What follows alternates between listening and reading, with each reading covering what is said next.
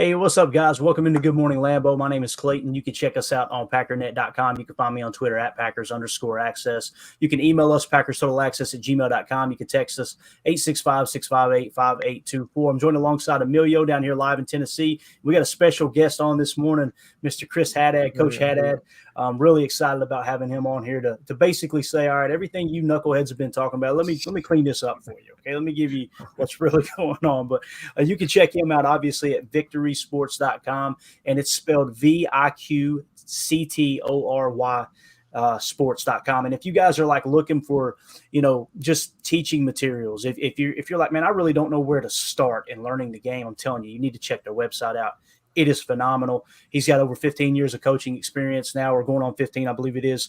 And obviously you guys creating a family legacy up there, man, coaching together. I absolutely love it. How you been, Coach? Good. I appreciate having me back on. I remember, like I said, it was right around this time last year. I was on here too, talking a little bit about quarters coverage, and it's nice to come on here and talk a little bit about what Jeff Hafley is going to have brewing up at Lambeau this year. So I'm excited for y'all having me back on. Definitely, and we got to let the listeners know how this came about too. You had some notifications blow up the other day, didn't you? Yeah. I was I try to keep the Twitter notifications just off on my phone, because if not, I'm looking at it for every 2 seconds. But I just happened to open up Twitter, and I had over 100 notifications, and I was like, usually when that happens, either there's drama going on, I said something wrong, I don't know, there's a million different things that happen when you get that many notifications. And somebody found a tweet that I put out last year. I believe it was at a Glazier clinic, or it was a football clinic that Jeff Hafley was speaking at, and I just put up a couple clips that he had of playing press coverage, and someone in Packer Nation got a hold of it and made a comment about it, and then it just flooded, and everyone was just talking about this man coverage technique that Coach Hafley plays, and his philosophy kind of on man coverage. And I just covered it from a small basis, and it took off and just ran like wildfire. It's been a big point of discussion. As soon as it's first of all, the Coach Hafley hire caught everyone off guard, right? 1265 Lombardi do an excellent job of keeping everything under wraps, which I appreciate as a fan. That's the way we like it, right? Yeah. But when he was hired, immediately everybody went, who? Like, who is this guy? So immediately everyone starts digging, and there's a certain portion of the fan base that they want press man, right? So they're looking for anything they can grab press man. And as soon as he was hired, that's what it was just, press man, which he has been, quoted several times talking about, the importance of press man and everything. But there's been several times he's quoted other aspects of the game as well, right? I've got a quick video just kind of talking about his scheme. And what I'm most excited about with this, Coach, is it sounds like Hafley is very, very adaptable, right? And you have to be in the league. Obviously, we've pointed out over and over and over that, even the team, I think the Atlanta Falcons ran the most man coverage in the entire NFL last year. They only ran it 40% of the time. And I think sometimes people create this false kind of, security, I guess you could say, in their mind that, hey, all right, we got us a coach now that's going to come in here and run 60, 70, 80%, man. And obviously it's not going to happen. But this video, the interviewer does a good job of asking him about his scheme. And really what Coach Hafley does is he talks about, the difference between the college game and the pro game. And I'm sure it's even more, there's even more difference at the high school level, like where you coach, right? It's just constantly changing, evolve and everything. But here's what he had to say about that. Then we're going to jump right into you explaining to us knuckleheads what to expect with some of the man coverage technique and everything. Here we go. Mention your, kind of what you believe in on defense. What is that? If someone says, what is the Coach Hafley defense? How do you describe it? We've been more middle closed defense with a safety in the middle of the field than probably most people in college football. Yeah. Most people are some type of too high quarter space, and I get it for the quarterback run game. So we've had to kind of trend in that direction as well.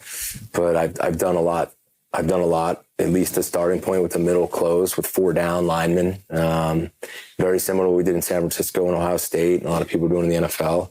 But I've started to adapt and create different 1 high shells, which really play like 2 high shells and get extra guys in the box. Yeah. You just got to stop the quarterback run game. So it's almost, when I talk to my friends in the NFL and we talk defense together, it's almost a different game. Yeah. I mean, because the quarterback in the NFL, they're going to run it in big moments or in the red zone or on 3rd down or in a championship game, right? Mm-hmm. But you can't do that week in and week out. Yeah. And you got to account for an extra guy. Yeah. So you got to change. Yeah. And then you can go, I joke sometimes unbalanced. You can't do that in the NFL. It's like we're defending unbalanced formations. There's a field and a boundary in college football, where in the NFL, the ball's in the middle of the field the whole game. Yeah. It's a different game. Yeah. And it's been fun to follow it. So just to kind of, like I said, the thing I was most impressed about whenever anytime you find a video of him sharing, he just seems like he's very, very knowledgeable. Obviously, you don't get to that level and coach as long as he has. I think he's been coaching since 2001. Most of our listeners might not even have been alive at that time. But, it's like, the way he approaches is that, look, you've got to look at it from all angles, right? And what they did in San Francisco obviously came from the Seattle Seahawks kind of coaching tree with Saleh and bringing that Legion of Boom, and then Saleh comes down. And I love hearing Sean McVay and some of those guys talking about how they thought he was running quarters coverage the majority of the time. And like, no, we're actually running cover 3, but they were just showing it in a quarters look. So anyway, middle field close, that's something that we did a lot of this year in Green Bay, actually, if I remember correctly, just to kind of set the stage here. Let's see, middle field close. Yeah, they were middle field close 52% of the time. So, again, some Packer fans are convinced that we just played middle field open. I'm sorry, that we played middle field open the entire time. It's just not the case. You see at the very bottom there, those last two numbers. You got middle field close 52% of the time. That was 5th most in the league. And then you had middle field open 36% of the time. That was 26th most in the league. So obviously those are end results. Those are not pre-snap sugar. It's late rotation. But they, with the Fangio style, they're trying to show 2 on the shelf the entire time, right? So I think with him stepping in, the stage is set pretty well for him, right? But we're definitely going to see more man coverage. There's no doubt about that. I think that man coverage number will probably get closer to 30 or maybe even exceed 30%. But what are we to expect as far as how Hafley teaches man coverage? You got the floor. I'm going to show you. Yeah, so I guess I'll start by prefacing, but I guess before we share my screen here, I'll just talk a little bit about just on, philosophy in general, just on man coverage. And I think it's good to understand where Coach Hafley's come from, right? He coached Richard Sherman, he coached Joe Hayden, Darrelle Revis in college. Like, he's coached probably like, if you had to point to anybody in the league who has the most experience coaching elite cornerbacks, I think he probably has the title just on everybody that he's coached. So I think for someone to step in right away and just be able to coach the corners at high elite level, that's like, you're getting your guy in that aspect of it. So what is unique about his style of man coverage teaching? And I guess we can share my screen now. I can kind of go through it. So I'm going to pull, I have a clip here just on like my high school, but I've been fortunate enough I'm from Massachusetts. Coach Hafley was at Boston College. So I've sat in on probably 4 to 5 of his clinics when he talks about specifically press coverage and man coverage. So I think I'm pretty well versed to talk about this and just a technique standpoint. And I pull up a clip here just from my high school, and this is what he teaches. I've adapted it because I really love the technique and the difference between like how the rest of the NFL teaches press coverage and how he teaches his press coverage. And you're going to get a little bit of flavor here from it. So initially what you're going to see, and I wouldn't doubt if you saw this press coverage, if he taught both of it, because a lot of coaches will go in, and I know for me personally, and I got this from him right from the horse's mouth, if a guy can do this technique, run it. If he can't, go back to the old way of doing it, right? Like whatever makes the guys most comfortable. So typically in the NFL, what you're going to get is, if you notice, a lot of times you play press coverage, you'll notice what's called a motor out technique. Okay. The guys will have their feet and they'll simply just shuffle back slightly. Okay. They're going to give ground as they're moving back. And the reason why you see a lot of defensive backs do this is because you're facing guys like Amon-Ra St. Brown, like all these elite receivers. You got to give ground to be able to run with them, because if not, those guys will blow by you right away. Okay. So like going back to, I wouldn't doubt if you still see some corners that the Packers play that technique, just because if there is a speed differential, you got to be able to account for it. But getting into the technique he teaches, if you notice this player right here that's playing a defensive back, watch his foot. He takes an outside step. It's called a timing step. So what Coach Hafley teaches is you're going to take that timing step and then you're going to shoot a hand. Okay. And the reason for that is that timing step allows the receiver to do all of his left, right, all of his 1-2 cadence, 1-2-3 cadence. And I'm not giving up ground. I'm forcing the release of the receiver right now. Okay. So if you notice, he takes his timing step and then it's small shuffle steps from there. But you see how the receiver does his little 1-2-3, which you see every receivers do. But because I didn't shuffle out of there quick and I stayed in the fight and just took that lateral step to the outside, you're forcing an inside or outside release from the wide receiver, okay? And if you notice here, he goes to the inside. Now, why is that important, okay? If you think about, and that chart you just pulled up too, about how much pressure teams will bring, right? If I'm playing man coverage or some sort of press coverage, I'm probably bringing some sort of pressure on the back end. Or if I am just rushing forward, that elite pass rush is going to get there in time. So the longer a receiver wants to go, and do all that left-right stuff, that pass rush is closing in on that quarterback. So a lot of times you'll get these receivers that will release now. I know this receiver right now I'm showing you on screen is exaggerating a little bit, where he's, taking his sweet time to 1, 2, 3. Right. Yeah, you won't see that until you get closer to the goal line. Right. But if you're looking into like your own 20-yard line, or your own half of the field, I should say, you're probably gonna get a release now. And the reason what this timing step does, right? If I just take that step right there, it forces the inside or outside release. Well, why is that important? Think about the route tree when you get an inside or outside release, right? If I get an outside release, what I've pretty much just eliminated about 75% of the route tree, because you're not going to run an outside route to get to a post because you lose your leverage, right? So if I run an outside route, I'm probably running an out, a comeback, or a fade ball, right? So as a corner, I just eliminated all the middle of the field routes from the route tree, and now I can just play on your near hip. And if it's a back shoulder fade, I can play through the hands. If it's a fade, I can turn my head around and get to it. So all of that, believe it or not, is eliminated just by taking that outside step, that outside timing step, and force the wide receiver to get into his route right now, as opposed to having to shuffle out. Because think about it, if this guy does, waits and waits and waits, and he's backing up the entire time, the whole route tree is in play now. I don't know where you're going until you get on my toes, and then you break. And by that time, it's pretty much too late. So that's the main, and the tweet that went viral the other day excuse me, his philosophy of playing man coverage, it's all with that timing step, and then the punching with the hands and being physical at the line of scrimmage, but also forcing the receiver to declare his route now, so that way they can eliminate the route tree. That is good stuff, man. So if I'm understanding correctly too, you're really accomplishing two things with that outside step, right? With that little out. And do you have a specific name for that technique, where it's just that outside step first?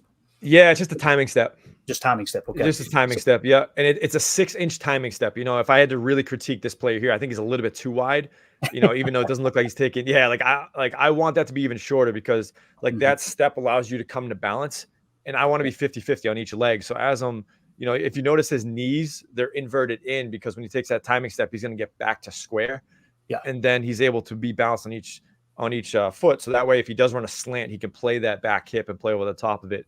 But again, you're really focusing on just that little bit right there. And that's what awesome. I do love about this player is it keeps his shoulders down too. A lot of times when guys will shuffle out slowly, their shoulders will come up. And that's where you see guys that will fall back a little bit, or have that step that they have to regather themselves because they're on their heels. Because a good receiver, and this kid right here is playing receiver, is pretty good.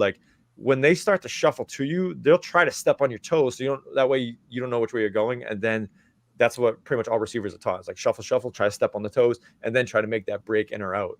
But, again, this timing step allows you to keep your shoulders down over your knees. That way you can be in the fight and have a little bit more physicality at the line of scrimmage by punching your hands out.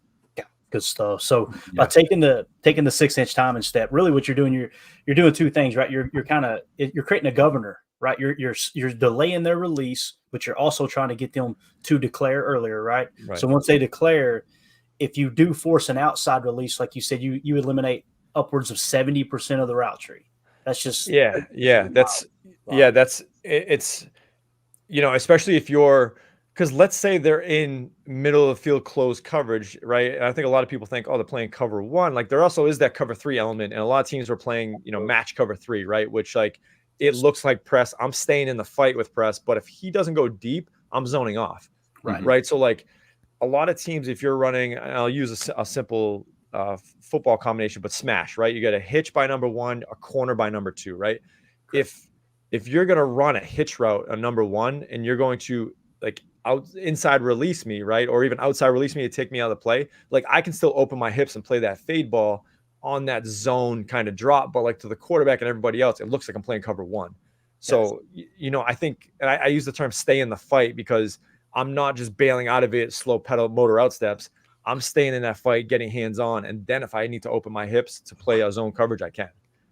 It's wild. And Even in the technical side of the game, you're still playing a numbers game. That's just amazing. You know what I mean? You're still trying to minimize. It's just wild. What were you going to say, Coach? Yeah. So, like when we talk about that zone, I think we might talk about the quarters because it's common in the quarters game too. When you play mod technique, there's a million different names for mod: man only deep, man on demand. Coaches, you know how coaches are. They take one concept and they make it their own, right? So, I like man only deep. So, like, I'm going to press my man, and he's mine only if he goes deep. If he runs a shallow inside, a hitch, whatever it is, I'm going to zone off of it. And the reason why, quarters coverage, cover 3 will play a little bit of mod as well. But like when we go back to that middle of the field close concepts, like you could have a corner pressed up. He could still be playing zone coverage, but he only has that guy if he goes deep. So you may see him stay in the fight. You may see him motor out because if I have to get to a deep third and cover 3, I can't be stuck on a guy if I got to get my butt back, 20 to 30 yards, especially with this elite speed that you see. So that's why at the beginning of the show, I preference like you may see this type of press coverage, but you all still may see some guys motoring out too, just based on skill set and also based on scheme that they're playing. Absolutely. We had Carly asked a question. Let me hit this first. She said, so forcing the receiver to declare his route earlier than he would otherwise, right? Without giving up ground first. That's essentially the goal, right, Coach? Exactly. Yeah, exactly. Because cover 1 is probably one of the easiest coverage in football, right? Everyone is man coverage, and then the safety pretty much is covering the roof, right? Make sure no post hits it in the center field. Well, a lot of what teams are doing now is with this match coverage and this match principles is like, I have this guy unless, right? So if he wants to run a shallow underneath now, that's when we go back to the cover 3 principle. Like if I'm playing cover 3, I'm going to make it look like man unless he goes underneath, and then I'm going to zone off and I have my zone and goes underneath it. So the reason I bring that up is if I can make you declare now, you make the reads easier for everybody across the board. Because if I'm a safety and I need to play the low crosser, so let's say we're showing a 2 high shell, middle field open, and I want to roll to a 1 high shell, and I'm the safety that's rolling down to be the rat, right? I'm going to go down and pick off any crosser that comes through. If I have a 6, yeah, exactly, yeah, exactly. So, but like if I'm a motor out corner, that receiver could shuffle and go, like, but because I'm being physical at the last scrimmage and he knows that, I have to go now so I can get into my route concept, right? So I guess that's the point I'm making is like that, like press coverage and staying in the fight requires you to declare your route now. Yeah. And then I can disrupt the route, obviously, at the last scrimmage. And that fraction of a second, some people hear that and go, it can't be that big of a deal. That fraction of a second is huge for a safety to be able to read and understand what the route combination is, what the passing concept is in general, right? So they definitely say they say it's the difference between a pick and an interception, right? It's usually that fraction of a second of getting your hand in there and or completion. Excuse me, a completion and a tip ball is usually that little bit of a fraction of a second. Right. All you need to do is get a fingertip on a ball to disrupt it. So I think having that little bit. Same thing with wide receiver routes though. Like you just need to get on a shoulder to pin them for a second to disrupt the route concept. Right. I think the main difference between obviously the NFL and high school ball that I coach is like the speed of the game is just so like, I don't think we can fathom how fast these guys are. And like that little bit of disruption and how fast the defensive linemen are too. Like the game happens so quick that if you can just stay in that fight for a little bit to disrupt that route, it makes a huge difference on throwing off the offensive scheme. Right. And coach, for that, are you looking for them to actually make contact with them, or you just need the motion of the hand just to get them to slow up a little? Yeah. So I've seen Coach Hafley teach it a few ways. Like he taught it with 2 hands where it was like outside step, 2-hand press, but like you don't want to throw your body into it because a good receiver will, dislodge the hands and then he's out the gate and that press is ineffective. Right. The reason you're seeing 1 hand on the screen, my guys, I don't want to say they weren't talented enough, but they weren't quick enough to, if they threw 2 and lost, they were burnt. Yeah. Gotcha. So like, I'd rather lose with 1 than lose with 2. So, and the way I taught it too, and I actually stole this directly from Coach Hafley too, is like, if they're in the frame, okay. And I don't know if you guys can see me on camera, but like, if you're within my body frame, I'm going to 2-hand you. The minute you leave my body frame, let's say you're going to try a wide spray release on me, I'm going to 1-hand you. Okay. So, when we at a high school level, like there's some guys just can't get off a press, right? Either they're not coached well to do it, or they don't have the physical attributes to get off a press. So my guys, most of the time, 2-hand pressing and getting into his body because the guys just couldn't, have the skills to left, right, and then dislodge the hands. Right. But yeah, Coach Hafley's teaching was inside the frame, 2-hand them, outside the frame, 1 hand, and then run with it. Right. And I like that because it speaks to him being simple on what your point is. Two inside your shoulders, 1 outside. That's it. Those are your only options. That's it. And if they were going to wide release you where you couldn't get hands on them, you got to cut off the angles of your feet. So you'll take that outside step. And then, let's say this player on screen here, like wants to go wide, let's say to the yellow line over here. Like, I'm not trying to get that hand to you. I'm just trying to shuffle my feet to cut off an angle. Gotcha. And by doing that, if you think about it, like, I'm getting very technical here and like into the nitty-gritty, but I think it's good for you guys to understand. It's like, if I wide release it, so let's say I'm at the numbers right now, okay? The numbers at the high school level, the bottom of the numbers where he's lined up is 7 yards to the sideline. If I can widen you 4 yards, you have 3 yards to the sideline. For a quarterback, especially at the high school level, but even at the NFL level, to drop the ball into the bucket, which we call 30 to 40 yards downfield with 3 yards of sideline left, is pretty much a near impossible throw. Right. So if I can just use my feet, like press coverage doesn't always need to be one with the hands. It can be one with the feet too, because if I can widen your routes out, I minimize that quarterback's throw down the field because it has to be damn near perfect. And as elite as these quarterbacks are in the NFL, like that's a very, very hard throw to make. And I know at the very beginning, we listened to a clip with Coach Hafley talking about field and boundary. When you get to the college game, especially at the high school game, like the hashes are wider. So there's more of a field game where, you're on one hash and this side of the field is wide open, right? With the NFL, the hashes are closer together. So pretty much the entire game's played more in the middle of the field. So you don't really have a field boundary advantage as you would in the high school game. So my point is, like, these throws are pretty much thrown from the middle of the field at all times. So if you can widen that wide receiver out on a go ball, you pretty much minimize his chances to catch the ball, or the quarterback has to be pretty perfect with it. And it's very low percentage for that. And from the defense's perspective, you guys are trying to widen them. And now you kind of understand, for those of you listening, why LaFleur, McVay, all these guys like to go with the nasty splits as opposed to the Baylor splits. They're wanting to create more room for those DBs to have to cover. The DB is going, the wider you line up, the better for me, right? Let's kind of pinch him along that sideline a bit, right? So the nasty splits that was something it took me a long time to embrace, honestly, Coach Haddad, because you see all that field and you're like, why are we so condensed? But then when you understand, with the double crosser concepts and LaFleur loves slot cross. He loves slot cross. The number 2 cross with a backside dig, right? That's his like bread and butter. It's just when you see Jordan Love and some of the throws he can make from the offensive standpoint, looking at this stuff, I know what they mean by arm talent now. Because when you get that window, like you're talking about, defenses are trying to create or limit, I guess you could say, that arm talent, it really makes a difference. We've seen it this year in the back half of the season with Jordan too. Right. Yeah, it's I think that the talent itself, but the deep ball accuracy has got to be there too. And you spoke on the Baylor splits, which all splits have advantages and disadvantages, right? Like if I'm running those Baylor splits where they're out wide, right? They're out past the numbers wide. Right. Like it forces the defense to cover all 53 1/3 of the field, right? So you can pull players out of the box. Tennessee this past year, they always do a really good job of that, where they split guys out.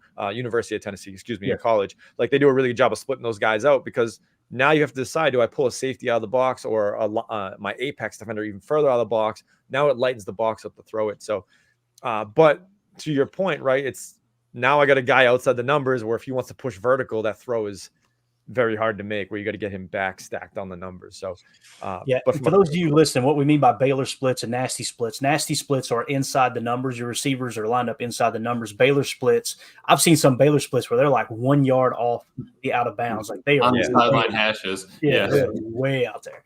So that was something it's referred to. You correct me if I'm wrong, but it was referred to as Baylor splits because Baylor kind of made it famous, right? Like the Baylor University. Am I thinking right? Yeah, I believe it was Art Briles that brought that system in, where they would put 2 receivers stacked on the numbers out wide. And again, you had to pick your poison. You're going to keep a guy in the box or bring him out to be able to play that quick throw to the outside. So that's I'd love to have the defensive coordinator mocked up the first time he's seen a Baylor split. Like, what in the world is yeah. Especially if you do it consistently, you got a game plan for it. And if you don't have dudes on the inside to play the box, it makes for a long day in the run game. One thing that you were kind of talking about is, Hafley, you kind of alluded to, hey, look, some people can do this, some people can't. He's not going to try to force a square peg into a round hole. Found this quote earlier today. I tweeted it out. I just put new Packers defensive coordinator Jeff Hafley has said, quote, "I'm big on technique. I'm big on fundamentals. But if a guy can play at a high level, don't try to change him to fit exactly what you think he should be. Just get him better."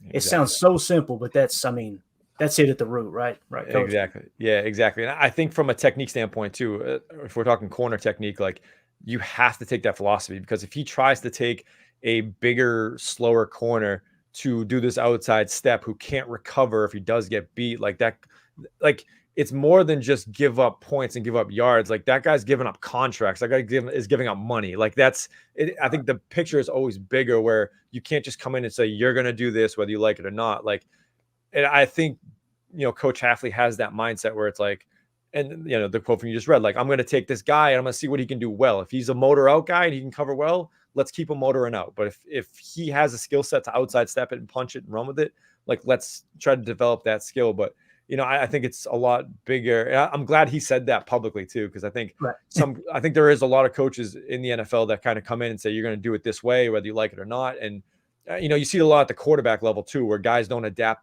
their system to the quarterback and the quarterback struggles. And it's just like, oh, that quarterback stinks. Well, it's like, no, we didn't adapt to his skill sets. And now this guy's out of a job in 2-3 years. And it's mainly because a coach was too stubborn to change what he does. So the level that you coach at, the high school level, that's got to be the most difficult aspect, because you're catching them at such an early age. You want to fix the technique, right? Like we're early enough. Let's fix the technique. As soon as they come in, as whether you first get, your hands on them at the junior high level or once they reach high school, like you want to make sure, let's make them technically sound. But if you do get a player that's like, okay, they're playing this pretty darn good, it's hard to argue with it. I imagine that's very difficult at the high school level to not want to go, hey, we need to fix this right now, right? Because I never played football, but when I played baseball, one of the things I dealt with, like my freshman year, was they started changing my throwing mechanics, right? Yeah. And I'm telling you, the ball was selling 10 feet over the first baseman's head from shortstop. Yeah. And then about my junior year, they're like, you know what? Let's just do what's natural. Right on a dime again, right? They tried to, it was with good intentions, but in some cases, it's like it doesn't, necessarily mean more technique means better results. When you get to the NFL level, I imagine Hafley's going to thrive in that. And it's probably why Richard Sherman came out and was very outspoken about how he loved him as a coach and how he's so well prepared. It's like, okay, yeah, if there's something to fix, let's see if we can fix it. But at that level, it's like, all right, let's just focus on what they do well, right? Yeah, yeah. And I think, speaking at a high school level, I can get away with a lot more things, because if I have a better athlete than you do, like, he can be less technically sound and still be able to cover. When you get to the NFL, like, you can't, like, you win on technicalities. Like, you don't, like, everyone's the same athlete, right? Everyone's running a 4.3 or 4.4 at that corner wide receiver position, right? So, like, yeah, your hips can be a little bit stiffer than the guy that's playing on the other side of you, but, like, for the most part, these corners are elite athletes, like some of the best in the world, as far as being able to move forward, backwards, track the football. Like, there's so many things you have to do. So I think the difference between being a really good corner and elite, Richard Sherman, Dal Revis, like, you have to have a coach come in and Joe Hayden, like, there's a reason why all these guys were elite. And like, the tree that stems from is Coach Hafley, right? And like, I know he got Richard Sherman a little bit late in his career, but a lot of these guys that have good foundations of playing corner was from Coach Hafley. And this is why I think his teachings separate from other coaches, where if you can just take an elite corner, an elite athlete, he can kind of mold them to what they need to be. Right. And you caught Richard Sherman late in his career, but the fact that, he's a Hall of Famer, I think we would all agree with that. It's just a matter of time for a Hall of Famer on the backside of his career to recognize that and talk about this guy is more prepared as anyone, as well prepared as anyone who's ever coached me. I think it really says a lot, for sure. Amelia, you have any more questions for Coach before we let him go about more important things in his life than trying to educate us. I just one more education if he's got it. Is there any bit of like a funnel technique to the the man coverage when you're throwing that? Are we trying to funnel at all to the inside, or is it however the receiver determines it? That gets mentioned on telecasts a lot, right? So it's like, is there any truth to that? Yeah, if you're playing middle of the field closed, you typically will play with an outside leverage, and because you have middle of the field safety help, right? So like a lot of times your leverage is based on your help, right? And that's the way I teach it. That's the way it's pretty much teached throughout the country. Is like from a quarterback perspective, you can't, if you look over, like you shouldn't be able to tell leverage, right? Like the guy's not lined up way outside. Gotcha. Like it's just going to be on an inside eye or inside shoulder, but he's going to play with that advantage where if he does get that, again, inside release, he can take that timing step and then punch it and then funnel it to his safety.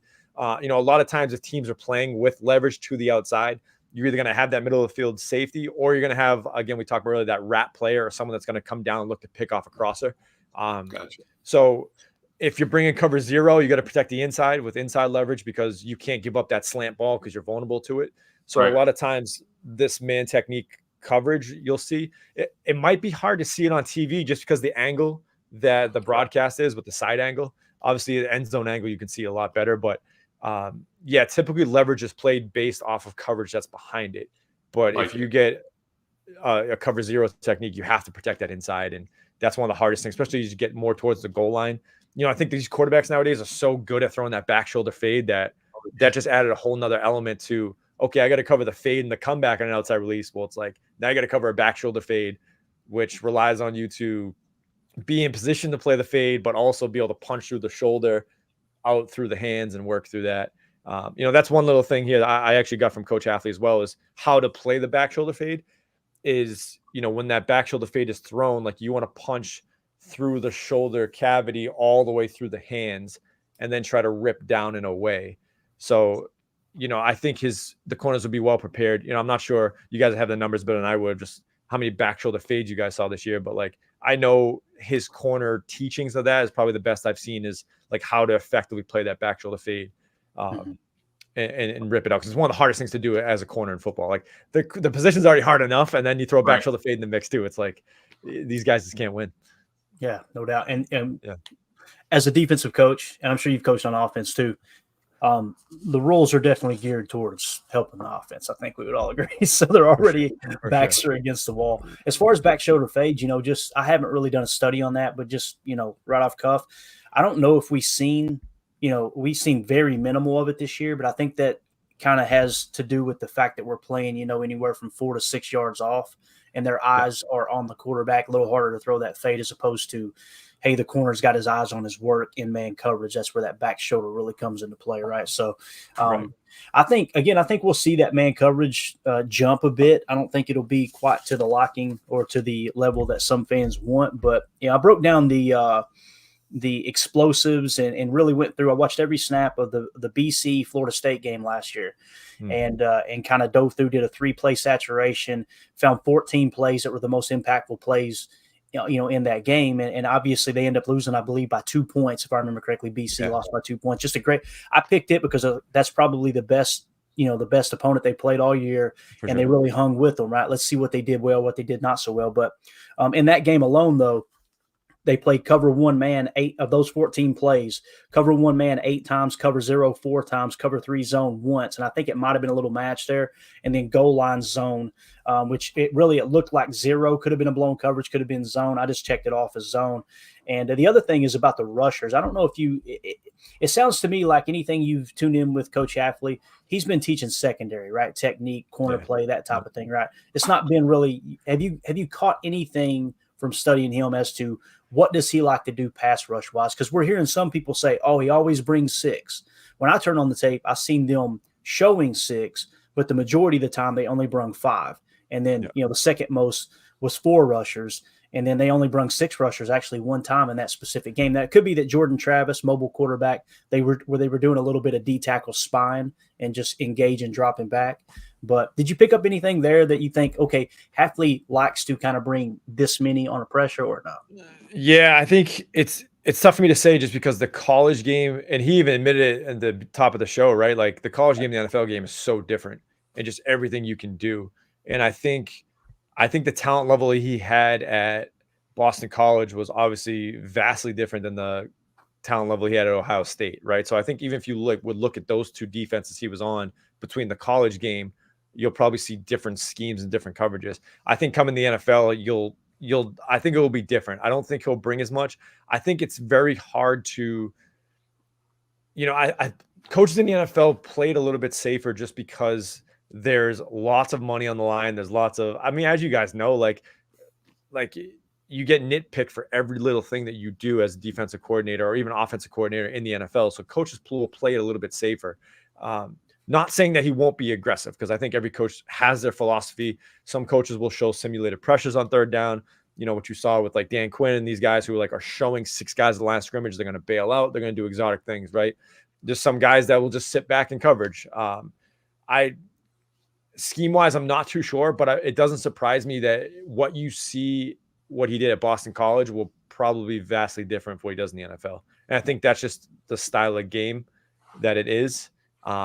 But also saying that too, like if this guy's all in on corners, right? All in on teaching the corners and being elite at the corner position, which you guys have been this past year. It's like, could he change his philosophy a little bit to play a little bit more man coverage just because he has a skill set on the back end and on the edges where he can be a little bit more aggressive and bring 5 and 6.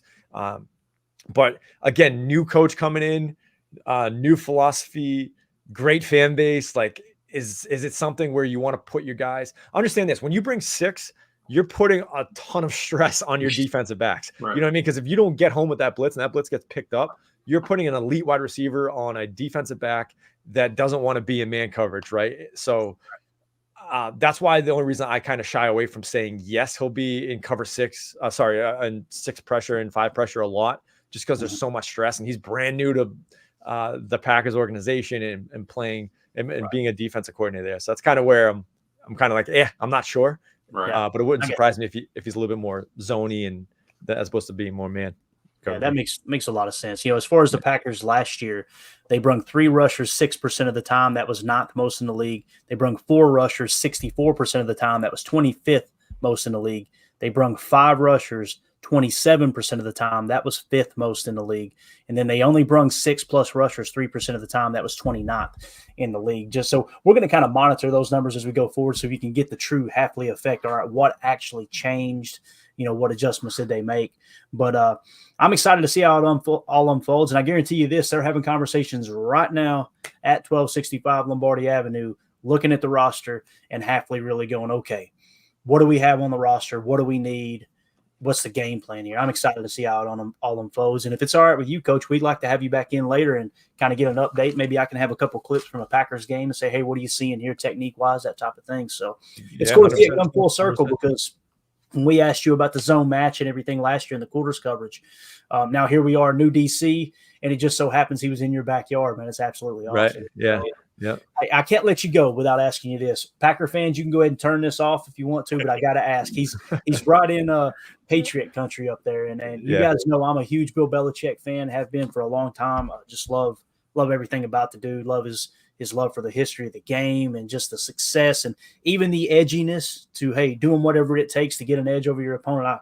I love that stuff. I dig it. But obviously he's out in New England. You got Gerard Mayo in there. What's the buzz up in New England right now? Like, how are you guys feeling? Because it sounds like Stephen Belichick's staying on staff. Is that correct, Chris? Yeah. I've seen a bunch of different reports.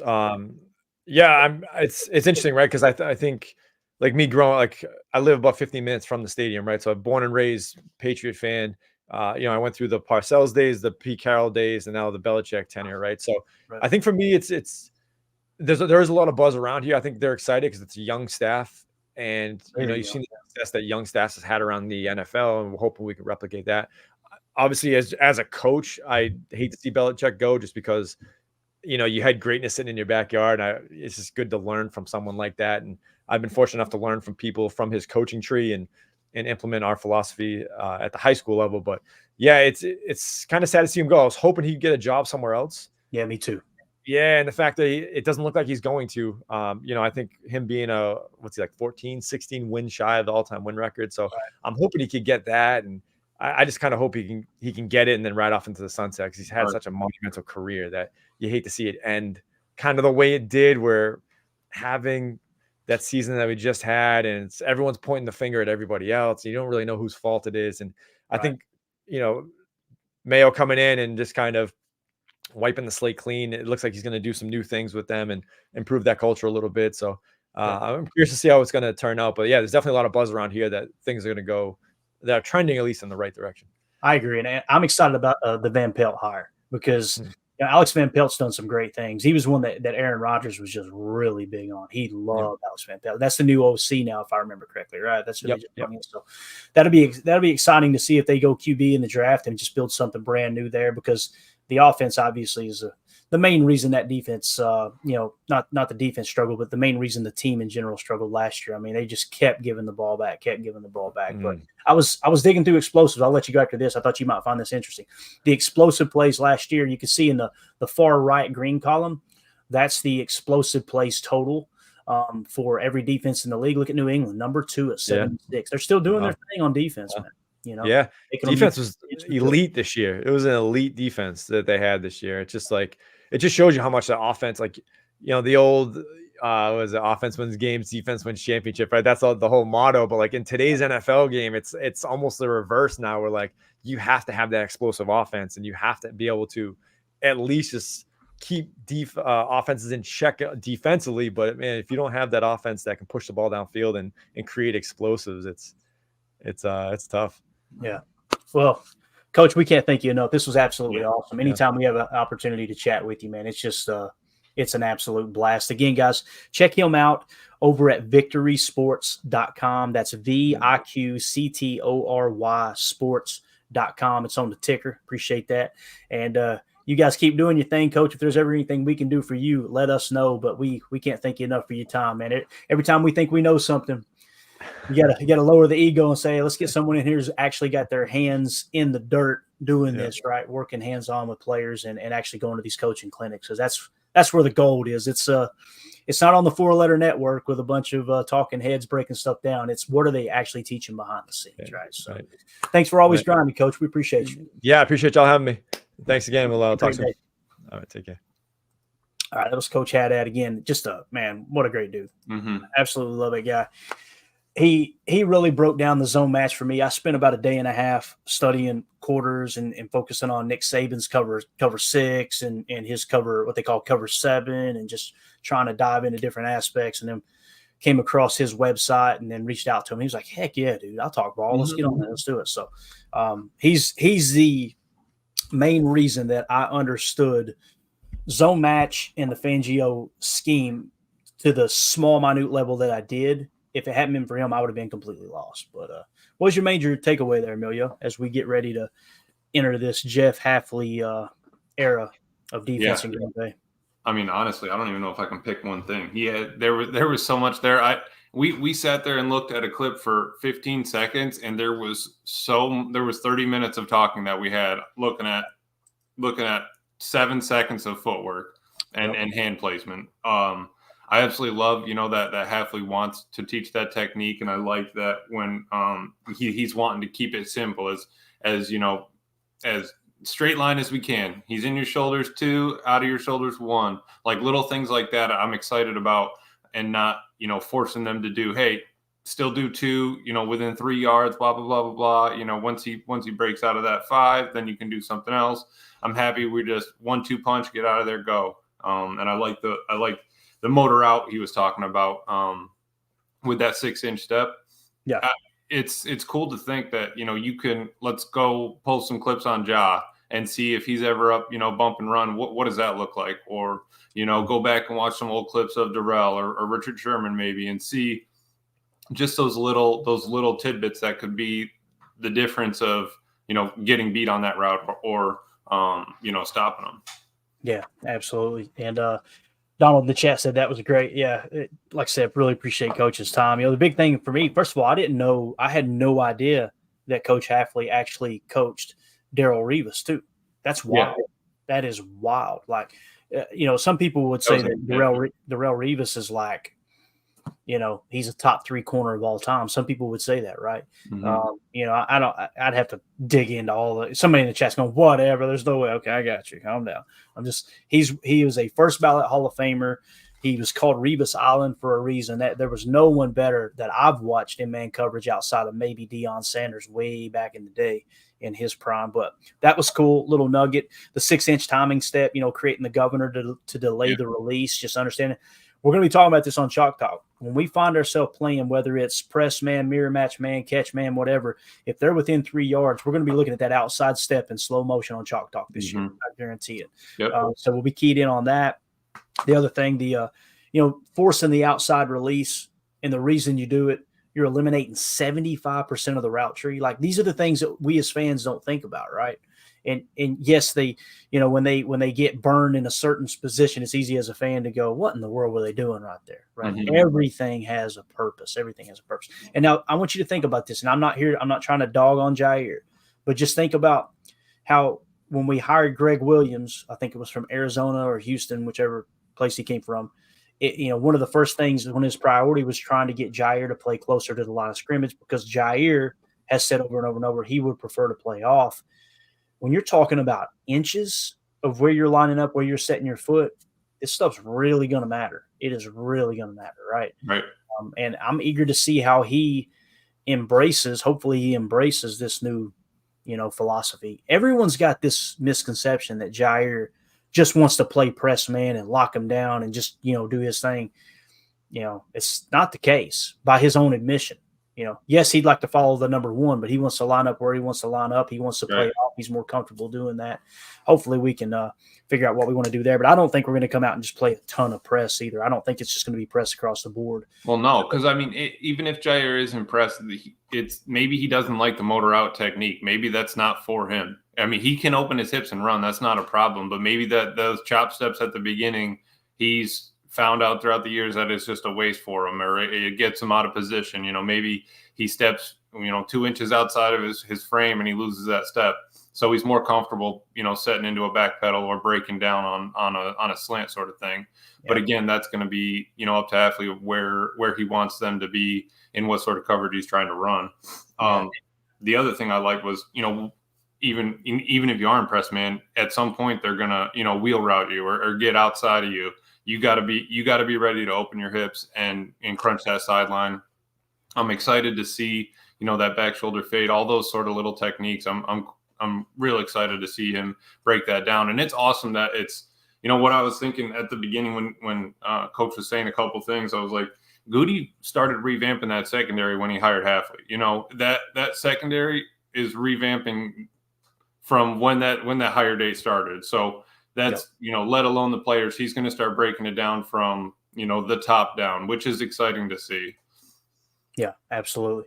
Donald in the chat said tackling is going to be paramount, especially if you're running more man. Absolutely. Because you're going to have more one-on-one tackling opportunities as opposed to 2 or 3 guys getting to the ball carrier from zone. That goes with the territory with man coverage. And again, I think anyone who thinks that it's realistic that the Packers are going to run more than 40% man coverage, that would mean they would run more man coverage this year than any team did last year. And I just don't see it. I think you're probably going to see it go from that 23% to around, 27 to 32% would be my guess. Now we'll see. We'll come out and they may go down in man coverage. We can never, I never remember the Legion of Boom, and obviously Saleh coming from there and Hafley coaching under him with San Francisco. It was always cover three, right? And they would mix it up. They would go buzz, they go cloud, they do all kinds of different cover 3 zone approaches. And they would let, that was the big talk too, was like Sherman got bashed because he wasn't following the number 1 receiver. Therefore, some people said, well, Sherman isn't that good. It wasn't the defense. The defense was cover 3, right? And you can play some match principles out of that cover 3, which they did, which turns into man coverage after a certain, threshold, obviously. Right. But yeah, I think tackling could be huge too. Chad Inc. in the chat says Champ Bailey was a monster in man coverage. Champ was one of my favorite players. When I played high school ball, My name's Clayton Bailey. My uniform said C. Bailey. This is in baseball. Said C. Bailey, and my number was 4, and that was him at Georgia, if I remember correctly.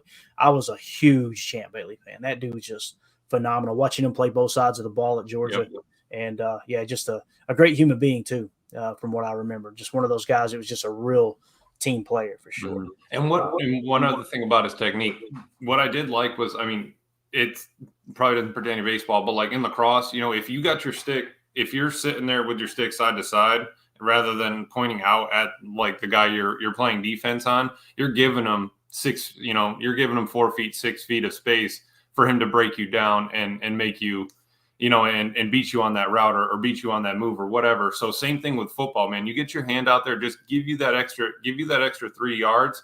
Your hand's a lot easier to pull in than your feet being out of position. Right. So, keep them chopping, get something out there just so that you have that extra half second to open up inside out, whatever it is for that route. I like that. I like that tidbit Coach had. Yeah, for sure, man. Peter Stone in the chat said, you guys going to watch the Senior Bowl? Pay attention to the corner from Toledo. He has had a great week of practice. I think he could fit our team very well if we can draft him. Big physical corner. Is he talking about our boy? Mitchell. I think he may be talking about our boy. Let me pull it up here. Yeah, Mitchell, right? Yeah. Quinion Mitchell. Yeah. So you see the consensus big board going into, and this is why I did the consensus big board screen grabs before that stuff came out about the Senior Bowl. I wanted to see where they lined up and see how far they climb. Quinion Mitchell out of Toledo was ranked 26 overall. He was the 5th best corner. Watch him jump up in the top 2 or 3 now. He has had a phenomenal week. If he shows out in game, he's climbing. Absolutely, man. I'm excited to watch that game today, man. Get some wings going. Get some buffalo wings. Little B-dubs. Maybe a daddy. No, we ain't sitting on them hard stools. We're going to make our own wings. All right. I wish we'd never took that off the ticker, by the way. That was absolutely hilarious. Let's see. Nick McSwain just spoke for 99% of the fan base. I don't care what they do if it works. LOL. Amen, brother. Amen. The explosives, though, it was fun to kind of dive into that stuff because, just seeing what defenses actually were really good against explosives. And, we talk about the top 3 defenses in the league, right? The top 3 scoring defenses were, let me find it again here, Baltimore, Kansas City, and San Francisco in that order, right? And there's still people that want to argue explosives don't matter. It don't matter. It don't matter. I would rather them score on an explosive play than use up the entire clock and score. Okay, yeah. If you have to say they're both going to score, absolutely. But the problem with that is the more plays that you make the offense use before they get to that scoring drive, the end of that scoring drive, it's a numbers game. Right. You've got interceptions and turnovers, by percentage of plays, right? If you make the offense use the entire field, then you're playing to the numbers of, all right, they're going to make a mistake here, right? Mm-hmm. And then if you've got a really good red zone defense to couple with that, which Green Bay had a pretty good one last year. I think they were a little bit better the last I heard this year. You start to pinch down inside the red zone. What happens is they have to settle for threes, right? And now the next drive, they're going to have to use the entire field again. It's why Green Bay's scoring defense was hovering around the top 10 all year long, right? And I don't care what anyone says. You're never going to convince me, not that anyone in the comments are here. No one's going to convince me that you should give up more points but less yards. Like, that's just the craziest thing I've ever heard. Now, it's finding that true dynamic, that blueprint to how do you get to less points scored. Some people play shell, right? The Fangio style, they want to control explosives and play good red zone defense to keep the scoring down. That's their approach. Other teams want to play aggressive and try to force teams, right, to make mistakes.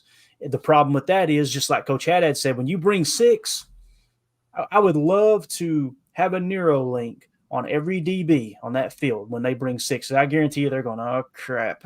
There is no help back here, right? Yep. Especially when you get into 0 looks. But nonetheless, when you look at explosives, those top 3 scoring teams, right, as far as defenses, look at the top. The number 2 scoring defense in the league was Kansas City. They gave up the least amount of explosive plays, okay? If you hop down to San Francisco, they gave up the 4th least amount explosive plays at 80, all right? Well, San Francisco was the number 3 scoring defense. Baltimore, your number 1 scoring defense. Someone hit me on Twitter, when I posted about this, and they said Baltimore gave up the most explosives this year. And I was like, what the hell game are you watching? And I said, can you hit me with a stat? He said, I'm sorry, it was number 2. And I went, I know that ain't right either. I'm just going to let him hang himself here. Go ahead, keep talking. And he comes back with a stat and said that they gave up over 600 explosive plays this year. And I was like, what AI system are you searching right now, my friend? Right. We're looking like 600. And of course, he called me a bully after I pointed out that he jumped in my mentions, tried to dunk on me. I showed him the true statistic, and then he called me a bully. And I'm like, I don't know what to do. I mean, what, they played 1,200 snaps a season, maybe 50. I mean, that's what, an explosive play every other play. To put it into perspective, the team that gave up the most explosives on this list, I believe, it's actually at the very bottom, is Cincinnati at 114. This guy was saying that Baltimore gave up 600 explosives. I was mind boggled, man. And I shouldn't even mention it on the pod, honestly, but it's just like, come on, man. Like my 6th grade teacher used to tell me, let it bounce around in that head a little bit before it comes flying out. Just think about it for just a second. I have to take that advice all the time anyway. So Baltimore coming in, I think, at the number 8 spot with explosives. So Baltimore wasn't the best at controlling explosives, but they're in the top 10. When you control explosives, you're going to have a good scoring defense. That's just the way it works, right? Like with New England, why was their scoring defense not towards the top, or at least in the top 6? Their offense turned the ball over constantly. So you've got to look at those statistics. Okay, yeah, let's put that into perspective there. It doesn't mean it's everything, but it's definitely worth noting. The way they controlled explosives in New England this year, man, and they stopped the run too. They were heavy on stopping the run. They still got it up there with the Patriots. It's just they got to get that offense geared around it. The other thing too, Fangio's out of the job, right? Well, he went to Philadelphia. It sounds like there was a big disagreement from what I'm just reading the tea leaves. Fangio's hard-nosed, old-school approach to coaching was not embraced by the players. Therefore, the coaches did not embrace it. So They decided to kind of part ways, whatever. He goes to Philadelphia. Notice how he picked up a job like that? Well, we've been sitting here talking about teams have kind of caught on to the Fangio scheme, and you could tell that it is on its heels right now with Brandon Staley being let go and obviously Joe Barry being let go. Although we've pointed out all year long, Joe Barry played, cover 1 the large majority of the time. It wasn't a true quarter zone match defense, but look at the lack of explosives in Miami, man. 78. They were 3rd best in controlling explosive plays, right? Mm-hmm. So just something to kind of keep an eye on there. Obviously, Green Bay was in the bottom 3rd with explosives at 105. That's why it's important to watch Chalk Talk, and it's important to actually watch the tape, because you would see that and go, oh, man, they played too aggressive. No, they didn't. You had guys blowing coverage, sitting in cover 3 zone and just completely blowing coverage. Now, again, is that on Joe Barry for not preparing those guys? Possibly.